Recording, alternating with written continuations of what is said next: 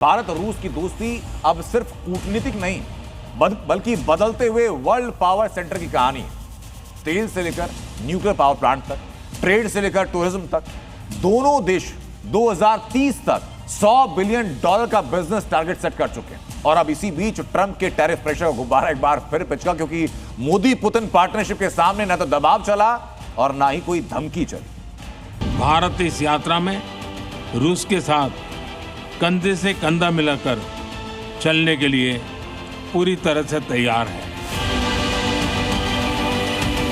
Come make in India, partner with India and together let us make for the world. Bharat रूस की साझेदारी, दोस्ती की नई कहानी।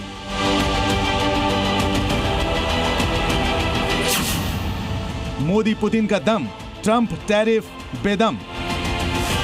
जिस डील पर पूरी दुनिया की नजर थी, अमेरिका से लेकर चीन तक सब नजरें गड़ाए थे। और जब मोदी और पुतिन की जोड़ी ने ट्रेड को और बढ़ाने का ऐलान किया तो ट्रंप का टैरिफ बम उसी समय फुस हो गया। अमेरिका भारत पर दबाव बनाता रहा, लेकिन मोदी की विदेश नीति के आगे उसकी सारी हेकड़ी निकल गई। अमेरिका के लाख टैरिफ प्रेशर के बाद भी ना भारत झुका और ना ही रूस हिंदुस्तान की मदद से रुका। भारत और रूस के बीच फूड, केमिकल, फर्टिलाइजर और हेल्थ सेक्टर में कई अहम समझौते हुए, जिसका मकसद भारत रूस व्यापार बढ़ाना है। पिछले साल हमारा बायलैटरल ट्रेड टर्नओवर 12% बढ़ा, जो कि एक नया रिकॉर्ड है।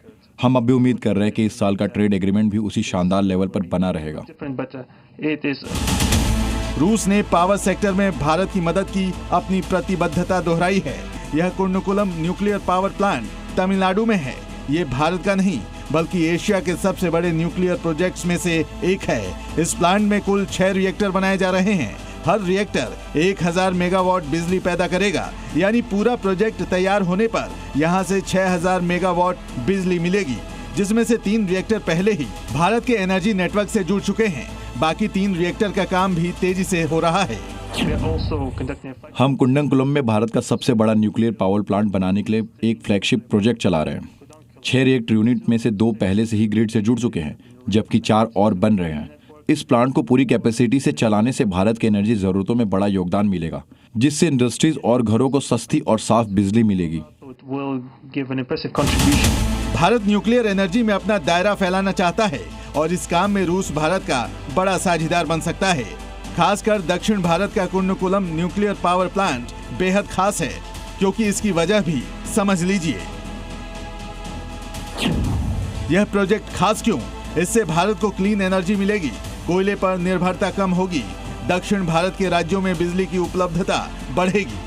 सिविल न्यूक्लियर एनर्जी के क्षेत्र में हमारा दशकों पुराना सहयोग क्लीन एनर्जी की हमारी साझा प्राथमिकताओं को सार्थक बनाने में महत्वपूर्ण रहा है। हम इस विन विन सहयोग को जारी रखेंगे। वहीं प्रेस कॉन्फ्रेंस में रूसी राष्ट्रपति पुतिन ने भारत को बिना रोक टोक के तेल की सप्लाई जारी रखने का ऐलान किया। दरअसल रूस से भारत आयात का लगभग 76% हिस्सा कच्चा तेल ही है, और अगर दूसरे तेल और कोयला को भी जोड़ लिया जाए तो ये आंकड़ा 85% तक चला जाता है। जबकि भारत रूस को दवाइयाँ, फाइन केमिकल्स, कपड़े, चाय, कॉफी, चावल, मसाले निर्यात करता है। लेकिन 2030 तक इस ट्रेड को और बढ़ाना है। इसे $100 बिलियन तक ले जाने का टारगेट है। लिहाजा भारत और रूस एक नए इंटरनेशनल रूट को बनाने में भी साथ काम कर रहे हैं। इसके अलावा भारत और रूस के बीच टूरिज्म को बढ़ावा देने पर भी जोर दिया गया। आज हम अपने दोनों देशों के नागरिकों के लिए टूरिस्ट वीजा पर कई अहम हमने फैसले लिए हैं।